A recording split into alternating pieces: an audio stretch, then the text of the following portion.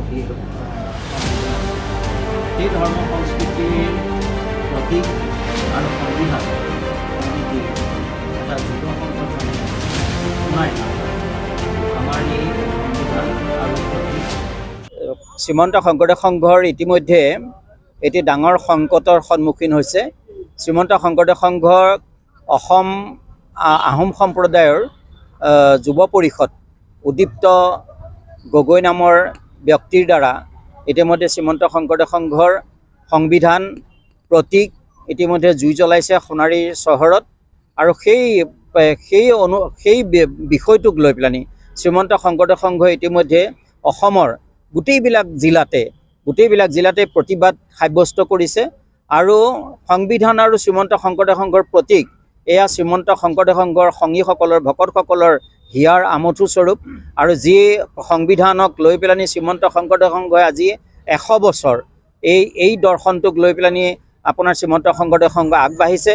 আৰু এই সংবিধানখন প্ৰণেতাসকল আছিলে লক্ষ্মীনাথ বেজবৰুৱা, ককা নীলমণি ফুকন, হলধৰ ভূঞা, ৰমাকান্ত মুক্তিয়াৰাতা, তেনেকুৱা ধৰণৰ প্ৰাতস্মৰণীয় ব্যক্তিসকলৰ দ্বাৰা যি সংবিধান প্ৰস্তুত হৈছিল সেই সংবিধানক আজি ধূলিচ্ছাত কৰি কেইজনমান উন্মাদ যুৱকে সেই সংবিধানক জুই লগাই শ্ৰীমন্ত শংকৰদেৱ সংঘৰ দৰে এটা আধ্যাত্মিক অনুষ্ঠানক মৰ্মন্তুত আঘাত আনিছে।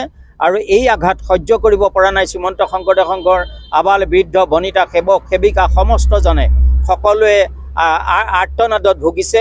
আৰু সকলোৱে এই আৰ্তনাদৰ পৰা মুক্তি পাবৰ কাৰণে চৰকাৰীভাৱে সকলো থানাত এজাহাৰ দাখিল কৰিছে ইয়াৰ ন্যায় বিচাৰি।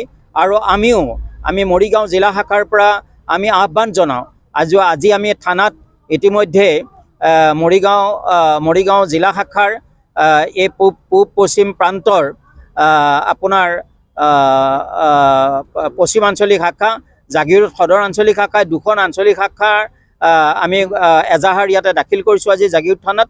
আৰু লগতে 19খন প্ৰাথমিক শাখাই ইয়াতে এজাহাৰ দাখিল কৰিছে। আৰু আমি অসমৰ মাননীয় মুখ্যমন্ত্ৰী ডাঙৰীয়াক ইয়াৰ যোগেদি আমি আহ্বান জনাওঁ, আমি তেখেতৰ পৰা আমি বিচাৰিছোঁ ন্যায়।